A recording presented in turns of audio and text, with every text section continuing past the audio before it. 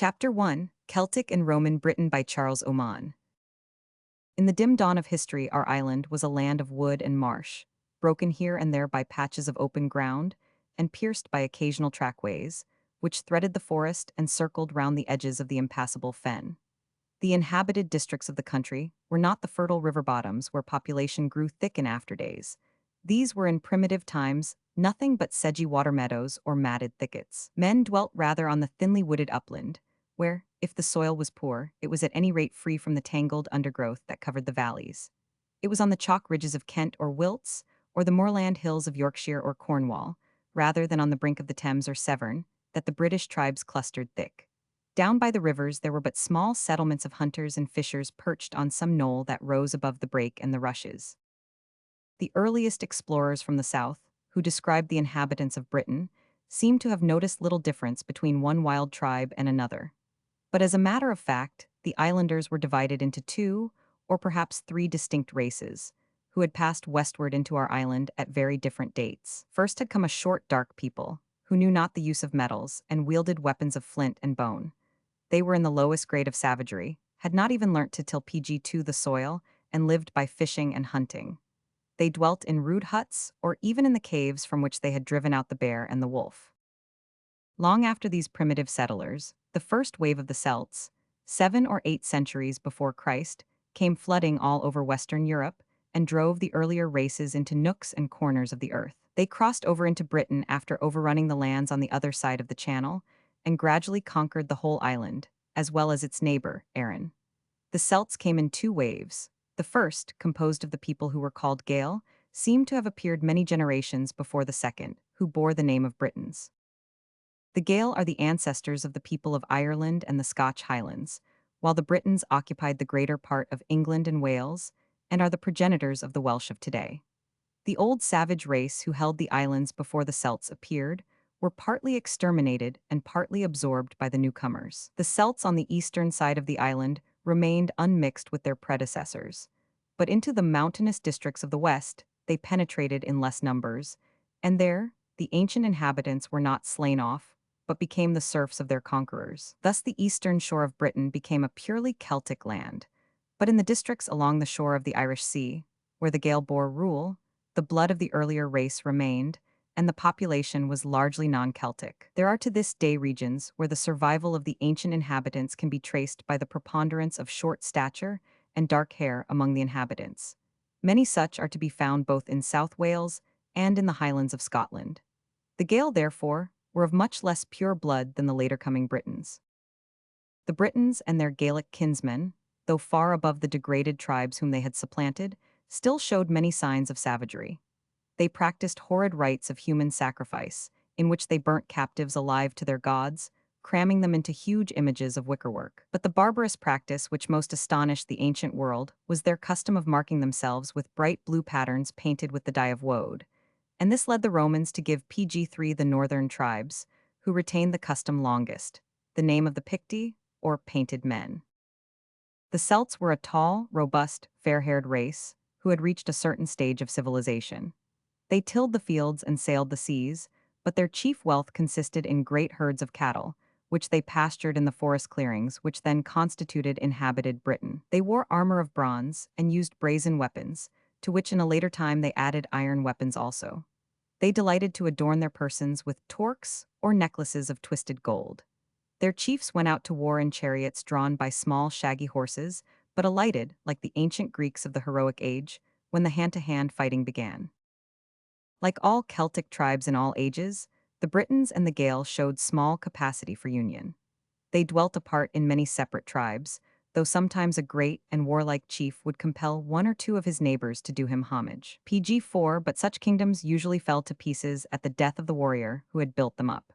After the kings and chiefs, the most important class among the Celts was that of the Druids, a caste of priests and soothsayers who possessed great influence over the people. They it was who kept up the barbarous sacrifices which we have already mentioned. Although tribal wars were incessant, yet the Britons had learnt some of the arts of peace, and traded with each other and with the Celts across the Channel. For the tin of Cornwall, it would seem that they made barter with the adventurous traders, who pushed their way across Gaul from the distant Mediterranean to buy that metal. which was very rare in the ancient world. The Britons used money of gold and of tin, on which they stamped a barbarous copy of the devices on the coins of Philip, the great king of Macedonia, whose gold pieces found their way in the course of trade even to the shores of the Channel. The fact that they had discovered the advantages of a coinage proves sufficiently that they were no longer mere savages.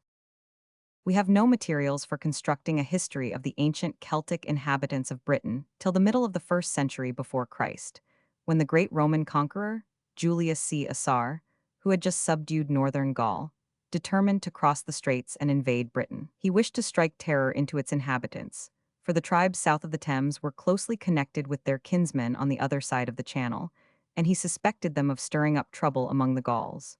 Caesar took over 2 legions and disembarked near Romney. The natives thronged down to the shore to oppose him, but his veterans plunged into the shallows, fought their way to land, and beat the Britons back into the interior. He found, however, that the land would not be an easy conquest, for all the tribes of the south turned out in arms against him. Therefore he took his legions back to Gaul as the autumn drew on, vowing to return in the next year. In he brought over an army twice as large as his first expedition, and boldly pushed into the interior. Cassivellaunus, the greatest chief of eastern Britain, roused a confederacy of tribes against him. But Caesar forced the passage of the Thames, and burnt the great stockaded village in the woods beyond that river, where his enemy dwelt. Many of the neighboring PG5 princes then did him homage, but troubles in Gaul called him home again, and he left the island, taking with him naught save a few hostages and a vague promise of tribute and submission from the kings of Kent. Nearly 100 years passed before Britain was to see another Roman army. The successors of Julius Caesar left the island to itself, and it was only by peaceful commerce with the provinces of Gaul that the Britons learnt to know of the great empire that had come to be their neighbor. But there grew up a considerable intercourse between Britain and the continent. The Roman traders came over to sell the luxuries of the south to the islanders, and British kings more than once visited Rome to implore the aid of the emperor against their domestic enemies.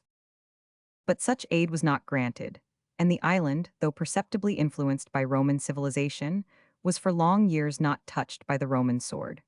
At last, in Claudius Caesar resolved to subdue the Britons. The island was in its usual state of disorder, after the death of a great king named Cunobelinus, Shakespeare's Cymbeline, who had held down southeastern Britain in comparative quiet and prosperity for many years.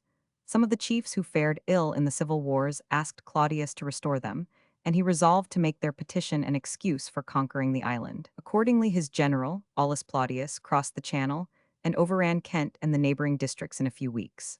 So easy was the conquest that the unwarlike emperor himself ventured over to Britain and saw his armies cross the Thames and occupy Camulodunum, Colchester, which had been the capital of King Cymbeline and now was made a Roman colony and renamed after Claudius himself. The emperor returned to Rome after 16 days spent in the island, there to build himself a memorial arch and to celebrate a triumph in full form for the conquest of Britain. Aulus Plautius remained behind with 4 legions and completed the subjection of the lands which lie between the Wash and Southampton Water, and thus formed the first Roman province in the island. There does not seem to have been very much serious fighting required to reduce the tribes of southeastern Britain. The conquerors PG6 consented to accept as their vassals those chiefs who chose to do homage, and only used their arms against such tribes as refused to acknowledge the emperor's suzerainty. Under successive governors, the size of the province of Britain continued to grow, till in the reign of Nero it had advanced up to the line of the Severn and Humber, and included all the central and southern counties of modern England. But the wild tribes of the Welsh mountains and the Yorkshire moors opposed a determined resistance to the conquerors, and did not yield till a much later date. While the governor Suetonius Paulinus was engaged in a campaign on the Menace Straits against the tribe of the Ordovices, there burst out behind him the celebrated rebellion of Queen Boudicca, Boadicea. This rising began among the Iceni, the tribe who dwelt in what is now Norfolk and Suffolk. They had long been governed by a vassal king, but when he died sonless, the Romans annexed his dominions and cruelly ill-treated his widow Boudicca and her daughters.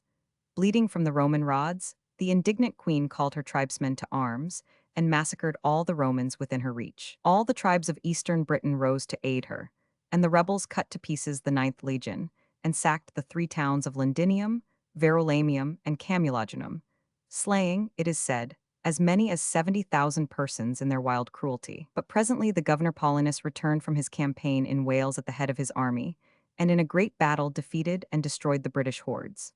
Boudicca, who had led them to the field in person, slew herself when she saw the battle lost. Southern Britain never rose again, but the Romans had great trouble in conquering the Silurians and Ordovices of Wales and the Brigantes beyond the Humber.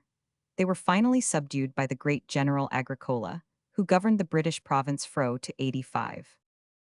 This good man was the father-in-law of the historian Tacitus, who wrote his life, a document from which great part of our knowledge of Roman Britain is derived. After conquering North Wales and Yorkshire, Agricola marched northward against the Gaelic tribes of Scotland. He overran the lowlands and then pushed forward into the hills of the Highlands. PG-7, at a spot called the Groppian Mountain, Mons Gropius, somewhere in Perthshire, he defeated the Caledonians, the fierce race who dwelt beyond the Forth and Clyde, with great slaughter. It was his purpose to conquer the whole island to its northernmost cape, and even to subdue the neighboring Gaels of Ireland. But ere his task was complete, the cruel and suspicious Emperor Domitian called him home, because he envied and feared his military talents. The province of Britain remained very much as Agricola had left it, stopping short at the Forth, and leaving the Scottish Highlands outside the Roman Pale. It was held down by 3 Roman legions, each of whom watched one of the 3 most unruly of the British tribes. One at Eboracum, York, curbed the Brigantes, a second at Deva, Chester, observed the Ordovices, and a third at Isca, Caerleon-on-Usk, was responsible for the good behavior of the Silurians. Agricola did much to make the Roman rule more palatable to the Britons by his wise ordinances for the government of the province. He tried to persuade the Celtic chiefs to learn Latin and to take to civilized ways of life, as their kinsmen in Gaul had done. He kept the land so safe and well guarded that thousands of settlers from the continent came to dwell in its towns. His efforts won much success, and for the future, southern Britain was a very quiet province. But the Caledonians to the north retained their independence, and often raided into the lowlands, while the Brigantes of Yorkshire still kept rising in rebellion, and once in the reign of Hadrian, massacred the whole legion that garrisoned York. It was perhaps this disaster that drew Hadrian himself to Britain in the course of his never-ending travels. The emperor journeyed across the Isle, and resolved to fix the Roman boundary on a line traced across the Northumbrian moors from Carlisle to Newcastle. There was erected the celebrated Wall of Hadrian, a solid stone wall drawn in front of the boundary ditch that marked the old frontier, and furnished with forts at convenient intervals. This enormous work, 80 miles long, reached from sea to sea, and was garrisoned by a number of auxiliary cohorts, or regiments drawn from the subject tribes of the empire, Moors, Spaniards, Thracians, and many more, for the Romans did not trust PG-8 British troops to hold the frontier against their own untamed kinsmen. The legion at York remained behind to support the garrison of the wall in case of necessity. A few years later, the continued trouble which the northern parts of Britain suffered from the raids of the Caledonians caused the governors of the province to build another wall in advance of that of Hadrian. This outer line of defense, a less solid work than that which ran from Newcastle to Carlisle, was composed of a trench and an earthen wall of sods, drawn from the mouth of the Forth to the mouth of the Clyde, at the narrowest part of the island. It is generally called the Wall of Antoninus, from the name of the emperor who was reigning when it was erected. Only once more did the Romans make any endeavor to complete the subjection of Britain, by adding the Gaelic tribes of the Scottish Highlands to the list of their tributaries.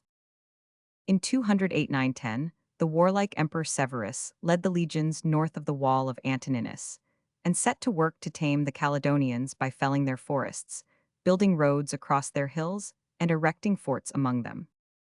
He overran the land beyond the Firth of Forth, and might perchance have ended by conquering the whole island, but he died of disease at York early in 211. His successors drew back, abandoned his conquests, and never attempted again to subjugate the Caledonians. Altogether, the Romans abode in Britain for 360 years, A to A. Their occupation of the land was mainly a military one, and they never succeeded in teaching the mass of the natives to abandon their Celtic tongue or to take up Roman customs and habits. The towns indeed were Romanized, and great military centers like Eboracum and Deva, or commercial centers like London, were filled with a Latin-speaking population and boasted of fine temples, baths, and public buildings.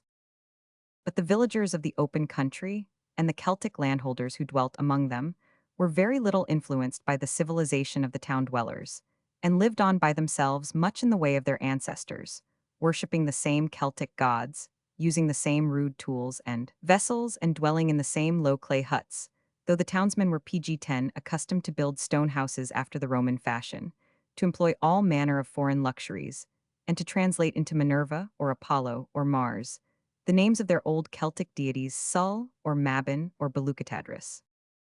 The Romans greatly changed the face of Britain by their great engineering works. They drew broad roads from place to place, seldom turning aside to avoid forest or river. Their solidly built causeways were carried across the marshy tracts and pierced through the midst of the densest woods. Where the road went, clearings on each side were made, and populations sprang up in what had hitherto been trackless wilderness. The Romans explored the remotest corners of Wales and Cornwall in their search after mineral wealth. They worked many tin, lead, and copper mines in the island, and exported the ores to Gaul and Italy. They developed the fisheries of Britain, especially the oyster fishery.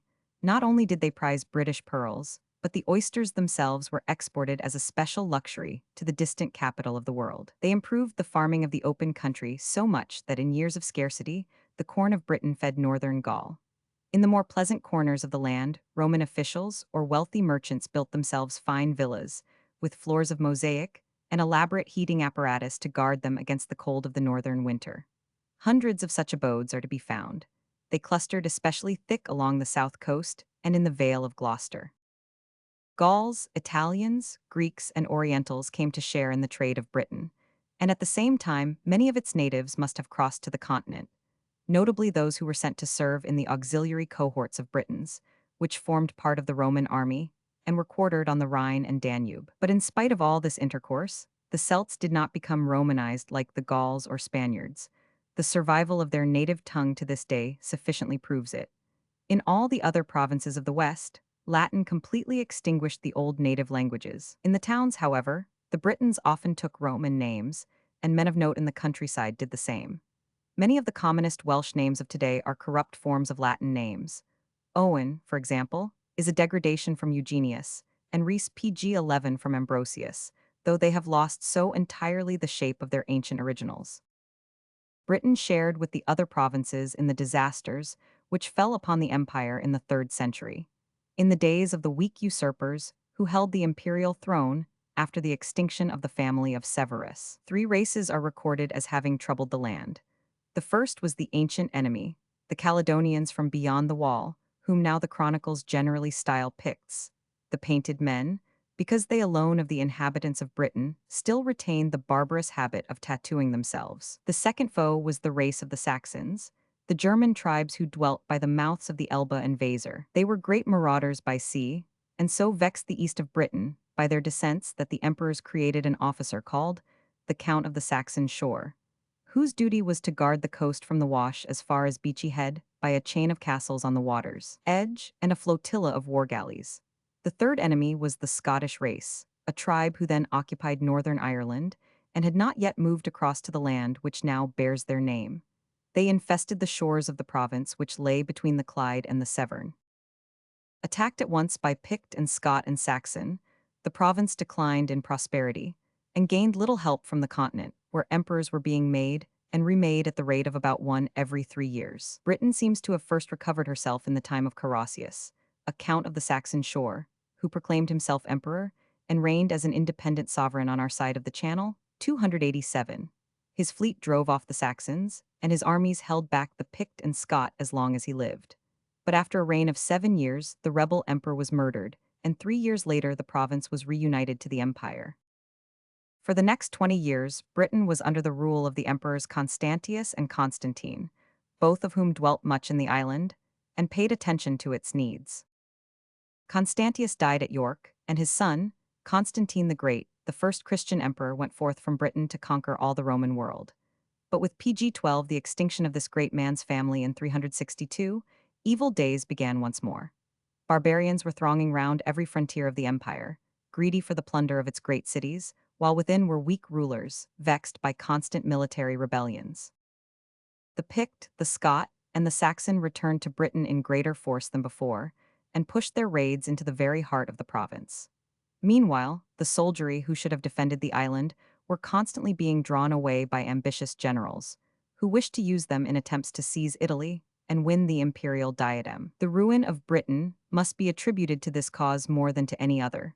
Twice the whole of its garrison was taken across the Channel by the rebellious governors, who had staked there all on the cast for empire. It was after the second of these rebels had failed, in 410, that the feeble Honorius, the legitimate emperor of the West, refused to send back any troops to guard the unprotected island, and bade the dismayed provincials do their best to defend themselves, because he was unable to give them any assistance. Britain therefore ceased to belong to the Roman Empire, not because it wished to throw off the yoke, but because its masters declared that they could no longer protect it. Its inhabitants were by no means anxious to shift for themselves, and more than once they sent pathetic appeals to Rome to ask for aid against the savage Picts and Saxons. One of these appeals was written more than 30 years after Honorius abandoned the province. It was called The Groans of the Britons, and ran thus: "The barbarians drive us into the sea drives us back on to the barbarians. Our only choice is whether we shall die by the sword or drown, for we have none to save us." 446.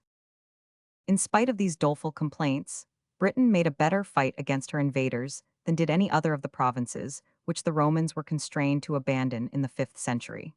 But, unfortunately for themselves, the Britons were inspired by the usual Celtic spirit of disunion, and fell asunder into many states the moment that the hand of the master was removed. Sometimes they combined under a single leader, when the stress of invasion was unusually severe, but such leagues were precarious and temporary. The list of their PG-13 princes shows that some of them were Romanized Britons, others pure Celts. By the side of names like Ambrosius, Constantine, Aurelius, Gerontius, Paternus, we have others like Vortigern, Cuneda, Maelgwn, and Kynan. Arthur, the legendary chief under whom the Britons are said to have turned back the Saxon invaders for a time, was, if he ever existed, the bearer of a Roman name, a corruption of Artorius. But Arthur's name and exploits are only found in romantic tales. The few historians of the time have no mention of him. Celtic Britain, when the Romans abandoned it, had become a Christian country. Of the details of conversion of the land, we have only a few stories of doubtful authenticity, but we know that British bishops existed and attended synods and councils on the continent, and that there were many churches scattered over the face of the land. The Britons were even beginning to send missionaries across the sea in the 5th century. St. Patrick, the apostle of the Irish Gael, was a native of the northern part of Roman Britain, who had been stolen as a slave by Scottish pirates, and returned after his release to preach the gospel to them, somewhere about the year 440. His name, Patricius, clearly shows that he was a Romanized Briton. A less happy product of the island was the heretical preacher Pelagius, whose doctrines spread far over all Western Europe and roused the anger of the great African saint, Augustine of Hippo. Here we must leave Celtic Britain, as the darkness of the 5th century closes over it. For 150 years, our knowledge of its history is most vague and fragmentary, and when next we see the island clearly, the larger half of it has passed into the hands of a new people and is called England and no longer Britain.